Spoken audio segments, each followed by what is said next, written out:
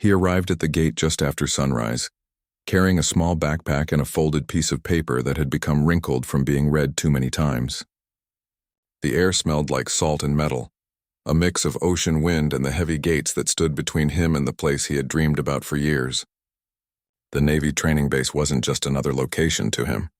It was the doorway to the life he wanted, the kind of life that demanded everything and gave nothing easily in return.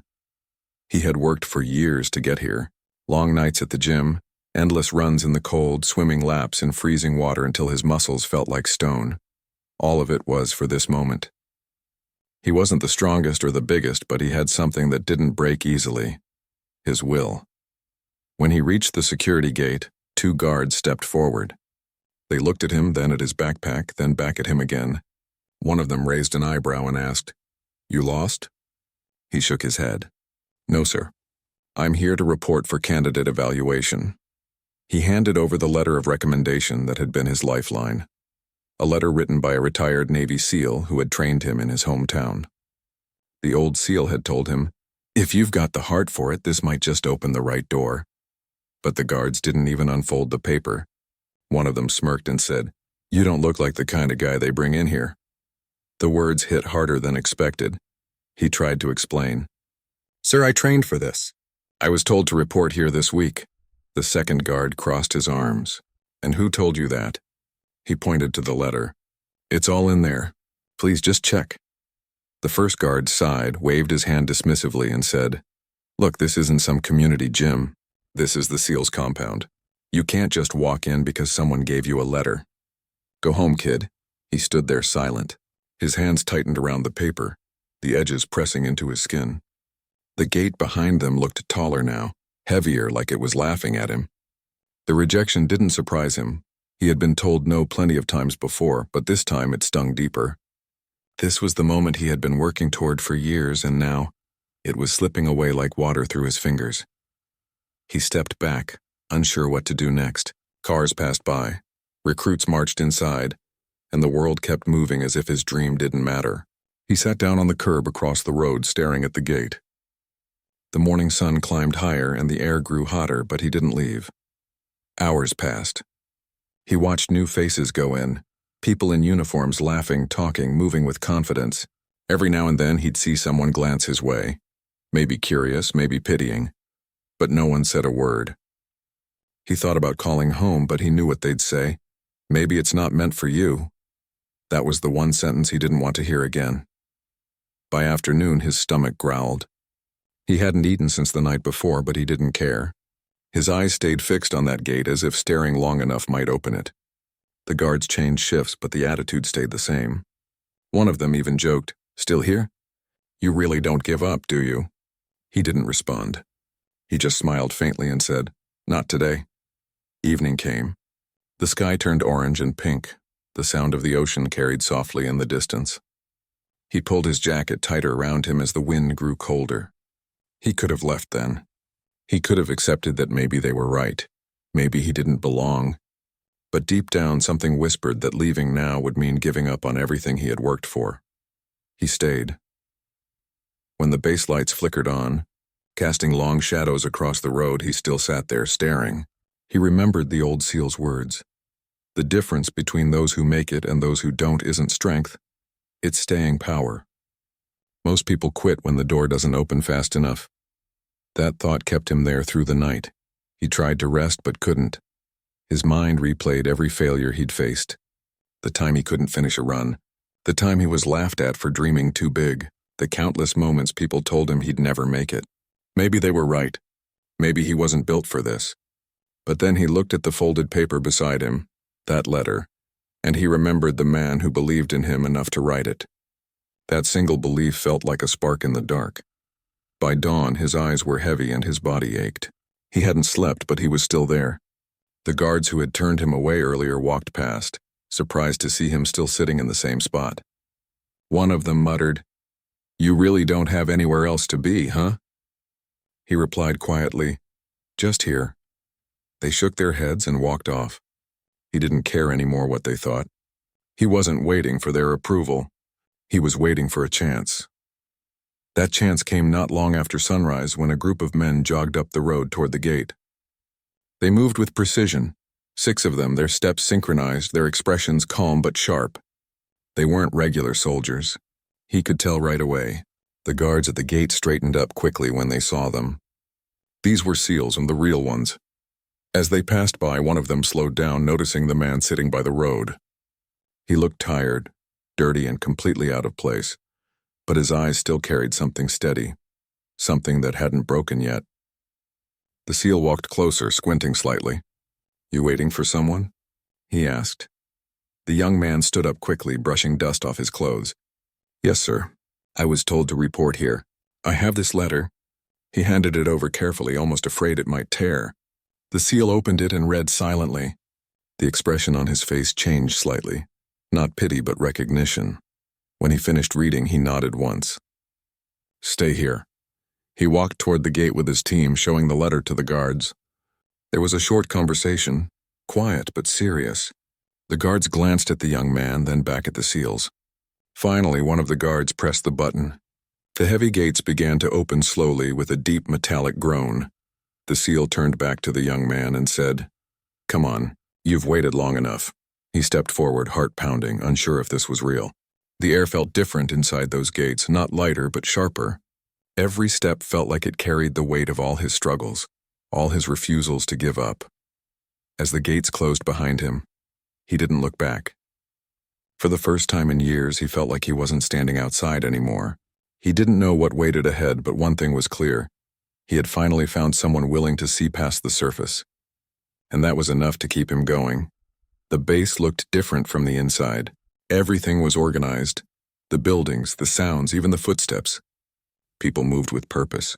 For him, it felt like another world. The same gate that had kept him out yesterday now stood behind him, silent. He didn't feel like he belonged yet, but he knew he had earned the right to at least try. One of the SEALs who had helped him through the gate walked beside him. "You've got heart," he said, almost to himself. "Let's see if you've got what it takes." The young man nodded, trying to hide how nervous he felt. He was taken to a small office inside the compound. The instructor behind the desk was a broad man with sharp eyes. The kind of man who didn't smile often, not because he was angry, but because he didn't need to. He looked the young man over once and asked, "You were the one waiting outside all night?" "Yes, sir," he replied quietly. "Why?" the instructor asked. He hesitated, then said softly, "Because I couldn't go home without trying." The instructor stared at him for a few seconds, then nodded slightly. "All right," he said. "You'll get one chance, one. You fail, you walk out that same gate and never come back.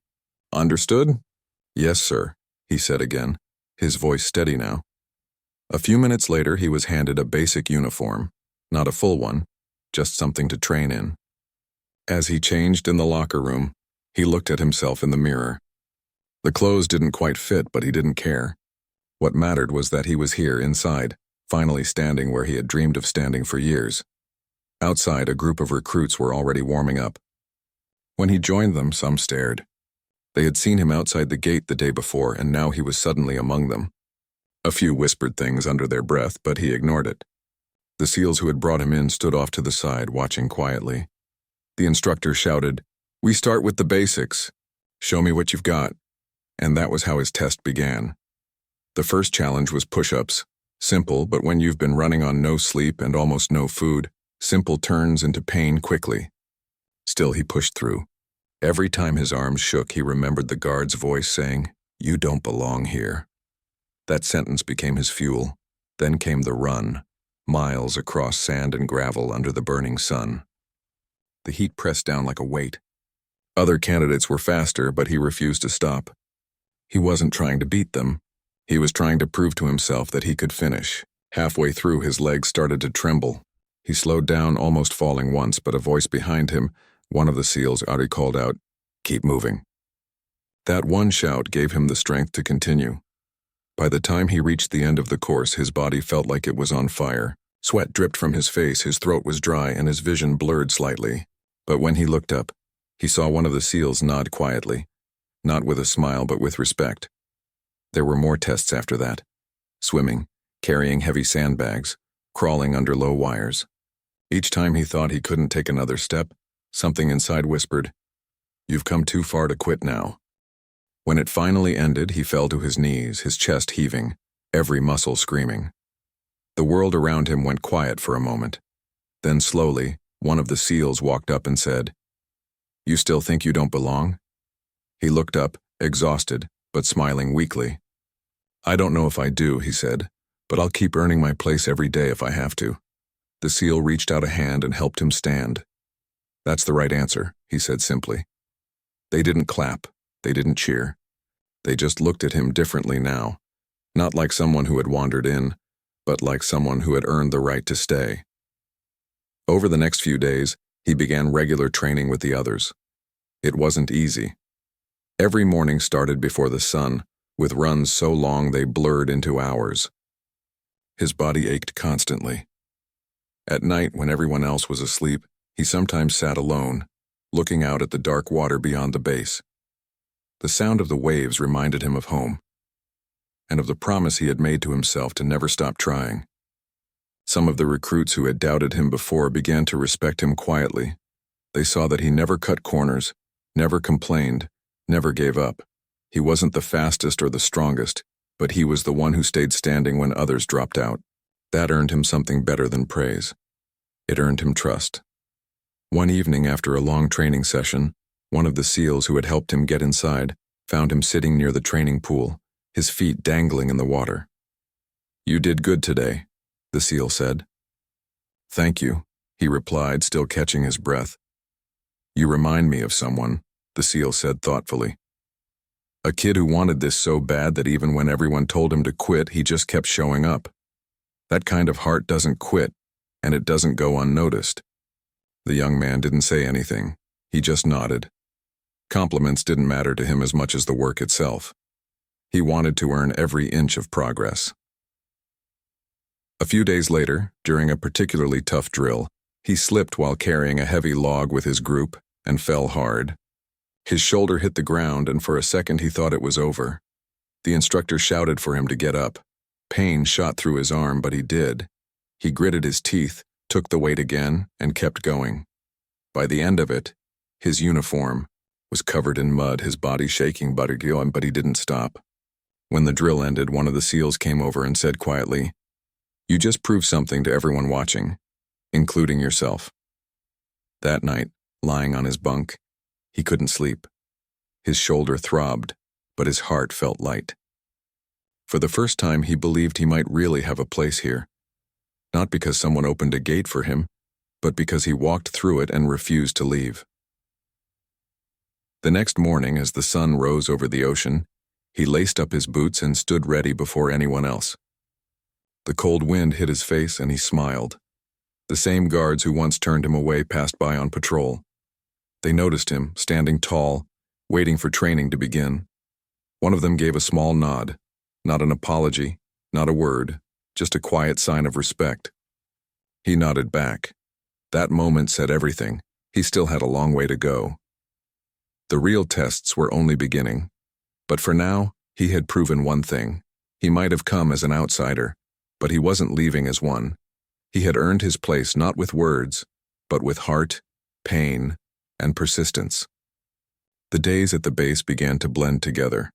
Each morning started before dawn with the sound of whistles and boots hitting the ground. There were no breaks, no shortcuts, and definitely no easy days. Every movement was a test, not just of strength, but of heart. For the young man, this wasn't just training anymore. It was survival. He had already proven he wouldn't quit easily, but now came the real challenge, staying strong when every muscle screamed and every breath felt heavy. The instructors believed in testing more than physical limits. They tested patience, focus, and the will to keep moving when your body said no. He quickly learned that this place didn't care about your background, your looks, or where you came from. The only thing that mattered was effort. On one of the tougher mornings, the team was ordered to run several miles on wet sand carrying their heavy packs. The air was cold, the sky still gray. The ocean waves crashed beside them as if mocking their struggle. He started off strong, but halfway through, the weight of the pack pulled at his shoulders, and his legs began to burn. His pace slowed, and soon he fell behind the group. "Keep up," the instructor's voice echoed from the front. He tried to push harder, but his body was fighting him. Each step felt heavier than the last. For a moment, he thought about stopping, just for a second. But then he heard that voice in his head again, the one that had kept him going since day one. "You've already come too far to stop now." He clenched his teeth and ran faster. His lungs burned, his feet sank deeper into the wet sand, but he didn't quit. When he finally caught up with the others at the finish line, he was gasping for air, barely able to stand. The instructor looked at him for a moment, then nodded. That small gesture felt like a medal. But the hardest part wasn't the running or even the endless drills. It was the constant pressure, the idea that at any moment, one mistake could send you packing. Many recruits gave up. Some left silently, in the night, unable to face another day of pain and exhaustion. But he stayed. Every time someone quit, he felt the weight of that loss, as if a part of the team had disappeared. But he also felt a stronger pull inside, a promise he had made to himself when he first stepped through that gate. "I will not be the one who gives up." One afternoon during a long training session, he noticed the same group of SEALs who had helped him enter the base standing near the edge of the field. They weren't there to instruct, just to observe. Their presence made him push even harder. He wanted to prove that their trust in him had been worth it. That day's exercise was brutal, a combination of swimming, lifting, and team drills. They had to move through deep water with heavy gear while keeping their heads above the surface. The cold bit into his skin, and his arms ached from the weight, but he kept pushing forward. Every time he felt like sinking, he thought of that night outside the gate, sitting in the dark, waiting for a chance. That memory gave him the strength to keep his head above the water. By the end of the exercise, he could barely feel his hands. His body trembled from exhaustion, but his eyes were steady. When he came out of the water, one of the SEALs gave him a quick, approving nod. That single gesture meant more than any words could. Later that evening, while resting by the dock, he looked at the sunset reflecting off the waves. The same ocean that once looked peaceful now felt like a teacher, tough, cold, and honest. He realized something important that day. The training wasn't about showing how strong you were when things went right. It was about what you did when everything went wrong. There were moments when he failed, times when he fell during drills or finished last in a run. Each time he thought maybe he didn't belong after all. But instead of giving up, he'd get up, dust himself off, and go again. Slowly, that persistence started to get noticed. The instructors who once doubted him began to treat him differently, not easier, but fairer. The recruits who used to whisper behind his back started asking for his help.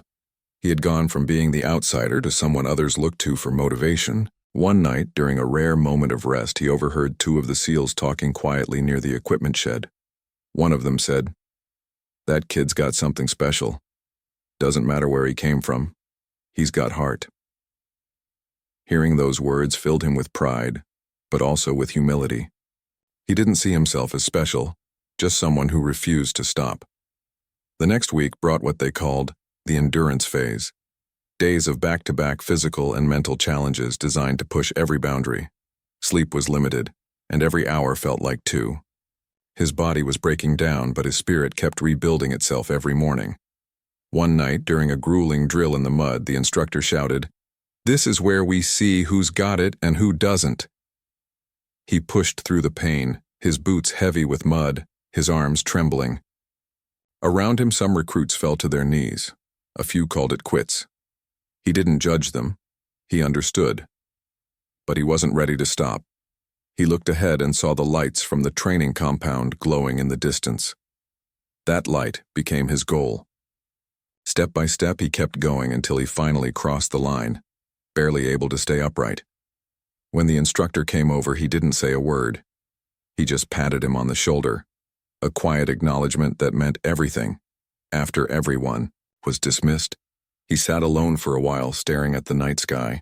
The stars above looked distant, almost unreachable, just like his dream had once felt. But now he was closer than ever. He thought about the guards who once told him he didn't belong, and about the 6 SEALs who believed otherwise. If not for them, he would have never had this chance. But it wasn't just their faith that kept him going. It was his own. As the night grew quiet, he realized the biggest test wasn't about how far he could run, how heavy he could lift, or how long he could hold his breath underwater. The real test was believing in himself when no one else did. That's what the SEALs were looking for. Not just soldiers, but people who refused to give up no matter how hard it got. And deep inside, he knew that was exactly who he was becoming. He lay back on the ground, his uniform still wet and heavy with mud, and whispered to himself, "I belong here." For the first time, it didn't feel like a dream. It felt like the truth. The weeks that followed were the hardest yet. Every single day tested him in new ways. The early mornings, the freezing water, the long runs under the hot sun. All of it was part of a routine that left no room for weakness. By now, most of the recruits had learned to hide their pain, but everyone could see it in each other's eyes. They were tired, sore, and running on pure willpower. He had started to blend in more with the group. The whispers about the guy who wasn't supposed to be here had faded away. Now people noticed his quiet strength. He didn't talk much. He didn't need to. His actions spoke for him. No matter how hard the task was, he gave his all. When others slowed down, he kept moving. When someone fell behind, he helped them up. One morning, while the rest of the recruits were getting ready for training, he was already outside running laps around the compound. The instructors noticed.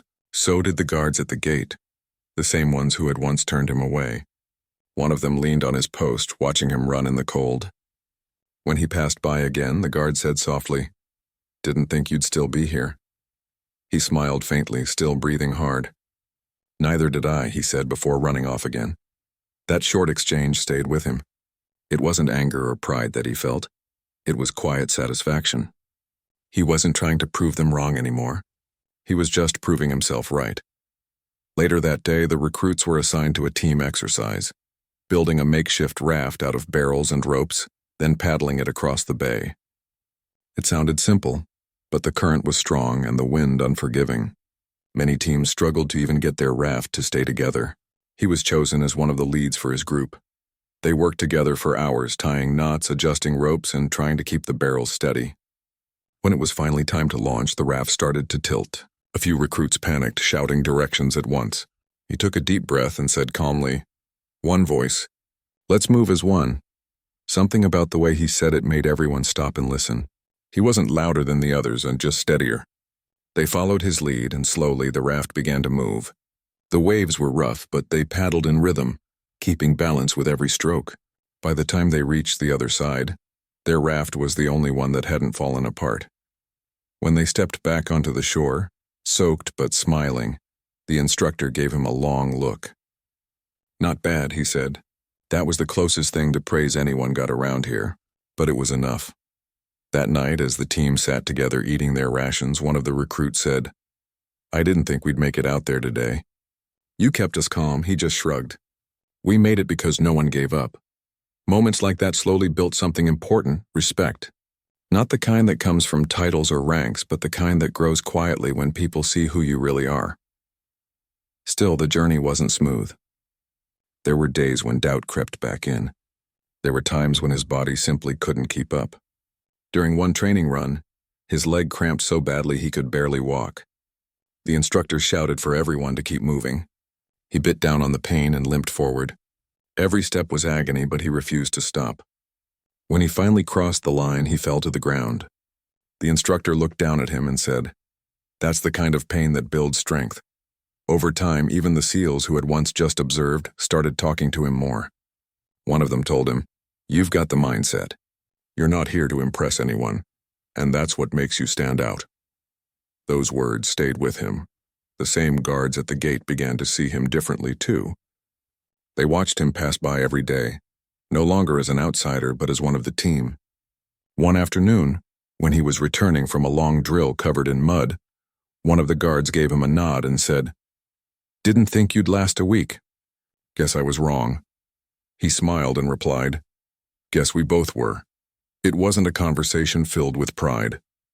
It was humble, honest, the kind that comes from mutual understanding. He had earned something far more valuable than permission to be there. He had earned respect, even from those who had once doubted him most.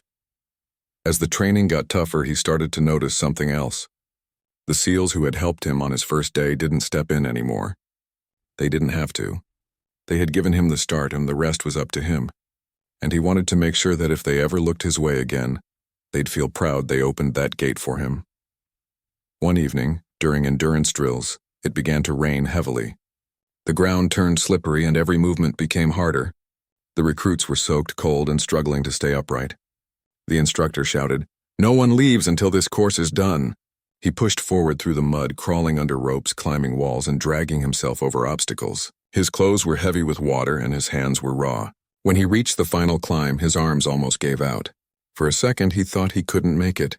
Then he heard someone from behind yell, "You've got this." He didn't look back. He just dug his fingers into the wet rope and pulled himself up, one slow, painful movement at a time. When he reached the top, he let out a shaky breath and smiled. Below, the other recruits were cheering him on. That night, everyone was exhausted but proud. It wasn't just about finishing the course. It was about finishing together. He looked around at the people beside him and realized something. He wasn't the outsider anymore. He was part of the group. They trusted him, and he trusted them. As the camp lights dimmed and silence took over, he sat outside his quarters, looking toward the gate where it had all started. The wind carried the faint sound of the ocean. He thought about how far he'd come, from being turned away to standing here stronger than ever. He knew the journey wasn't over. There were still harder days ahead, tougher tests to face. But deep inside he felt something he hadn't felt before, belonging.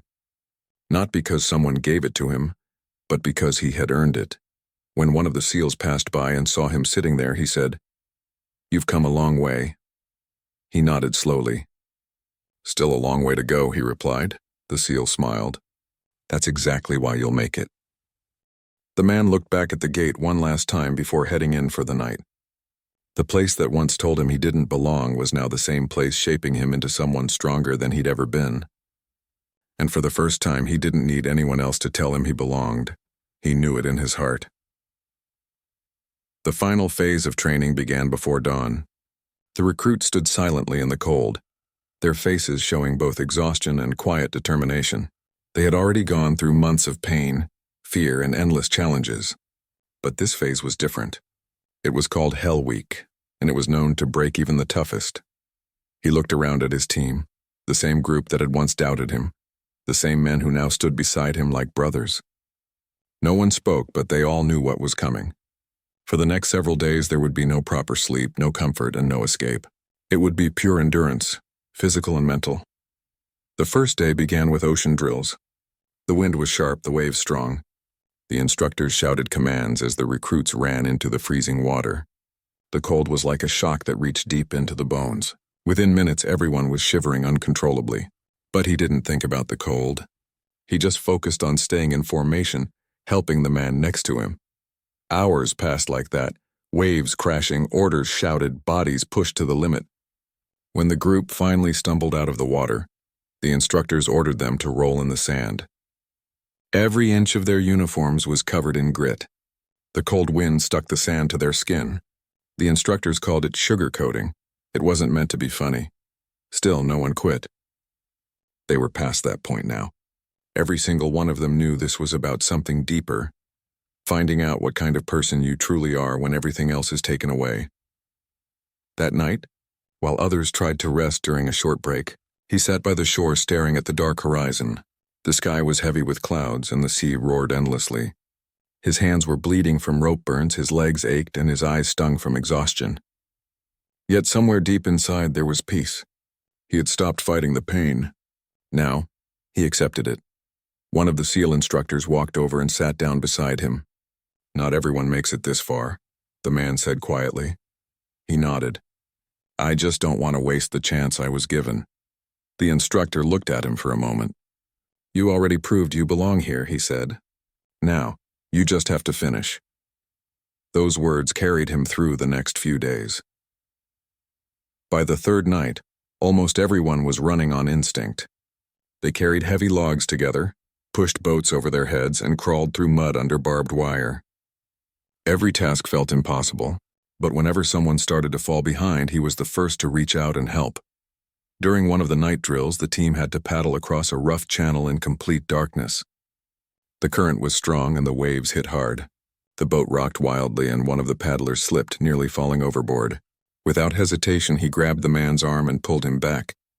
"Stay with me," he shouted over the wind. The others saw it and paddled harder. Together they made it across. When they reached the shore, everyone was gasping for breath. The instructor simply said, "That's what teamwork looks like." No one smiled, but inside every man felt something powerful: pride. As the week dragged on, sleep became a distant memory. The recruits were allowed only minutes of rest at a time. Many began to see things that weren't there. The line between real and unreal blurred, but still he kept moving. He had come too far to stop now. On the 5th night, during a long march through the mudflats, he could barely feel his legs. The instructors shouted, "Keep your eyes open!